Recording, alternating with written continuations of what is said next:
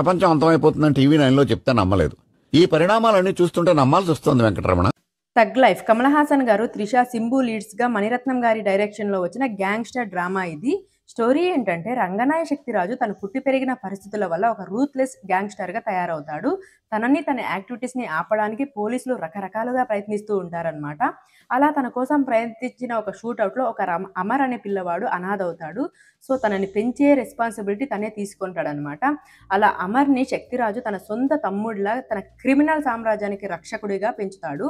తన తర్వాత ఇక మొత్తం తనదే అన్నట్టుగా. అయితే శక్తిరాజు వయసు పెరిగాక తన చుట్టూ ఉన్న వాళ్ళకి తన పొజిషన్ మీద ఆశ మొదలవుతుంది. తనను ఎలాగైనా అడ్డు తొలగించుకోవడానికి చాలా ప్లాన్లు, కుట్రలు, కుతంత్రాలు అయితే వేస్తూ ఉంటారు. తెలిసో తెలియకో అమర్ కూడా వీటిలో భాగమై శక్తిరాజుకి ఎదురెళ్తాడనమాట. మరి ఈ పరిస్థితుల్లో శక్తిరాజు ఏం చేశాడు? తనను చంపి తన పొజిషన్ని ఆక్రమించడానికి ప్రయత్నం చేసింది ఎవరు? అసలు ఈ కుట్రలో అమర్ ఎలా భాగమయ్యాడు? ఎలాగో శక్తిరాజు తర్వాత మొత్తం తనదే కదా. అయితే వీళ్ళిద్దరి మధ్య అసలు ఏం జరిగింది? చివరికి శక్తిరాజు అమర్ ప్రాబ్లమ్స్ని సాల్వ్ చేసుకున్నారా, లేకపోతే ఇద్దరిలో ఎవరో ఒకరే మిగిలారా అనేది మీరు సినిమా చూసి తెలుసుకోవాల్సి ఉంటుంది. అయితే ఇక ఈ సినిమా ఎలా ఉంది అంటే ఏంటండి అరాచకం?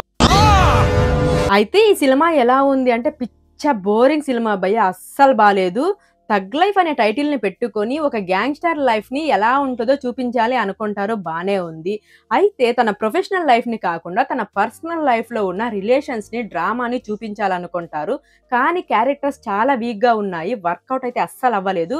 పిచ్చ బోరింగ్ సినిమా. టెక్నికల్గా అయితే సాలిడ్గా ఉంది, అందులో నో డౌట్. బట్ కంటెంట్ రాడు రంబోలా అయిపోయింది. మనం 2025లో ఉంటే మణిరత్నం గారు మీరు 1990 సినిమా తీసి పెడితే ఇప్పుడు ఎవరు చూస్తారు చెప్పండి? ఫస్ట్ హాఫ్ అయితే సోది ఎక్కువ, ల్యాగ్ ఎక్కువ. సెకండ్ హాఫ్ వచ్చేసి తాత వచ్చాడా, రాడ్ దించాడా, పోయాడా అన్నట్టుగా ఉంటుంది ఈ సినిమా స్టార్ట్ అవ్వడమే డీసెంట్ గా స్టార్ట్ అయింది. బ్యాక్ డ్రాప్ కొంచెం ఫెమిలియర్ గా అనిపించి క్యారెక్టర్స్ ఇంట్రెస్టింగ్ గా ఉంటాయి. బట్ క్యారెక్టర్స్ మధ్య కాన్ఫ్లిక్ట్ ని రిలీవ్ చేయడం మొదలు పెట్టాక సినిమా ఇంట్రెస్టింగ్ గా ఉండదు. లైక్ ఎలా ఉంటుంది అంటే కమల్ హాసన్, నజర్ క్యారెక్టర్ల మధ్య ఇష్యూ కానీ, మహేష్ కమల్ హాసన్ మధ్య గొడవ కానీ, ఆఖరికి అమర్ శక్తిరాజు మధ్య ఉన్న మిస్అండర్స్టాండింగ్ కానీ బలంగా ఇంట్రెస్టింగ్ గా అస్సలు ఉండవు. అన్నీ కొంచెం కొంచెం టచ్ చేసి వదిలేయడంతో అసలు వీళ్ళ గోల్ ఏంట్రా అనిపిస్తుంది. ఎమోషనల్ కంటెంట్ లేకపోవడంతో డ్రామా ఫ్లాట్ గా అనిపిస్తుంది.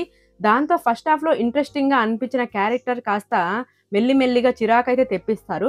ఈవెన్ కమల్ హాసన్ క్యారెక్టర్తో సహా అంతే. పాపం అతనేం చేస్తాడులేండి, రైటింగ్స్ అలా ఉన్నప్పుడు సినిమా మొత్తం ఏదోటి మాట్లాడుతూనే ఉంటారు. చాలా అంటే చాలా విసుగొస్తుంది. ఈ సినిమా చూసిన తర్వాత అసలు ఇది మణిరత్నం గారి సినిమానేనా అనే డౌట్ వస్తుంది. ఎప్పుడో ఫస్ట్ హాఫ్లో మర్చిపోయిన సిస్టర్ సెంటిమెంట్ని తీసుకొచ్చి క్లైమాక్స్లో యాడ్ చేస్తారు.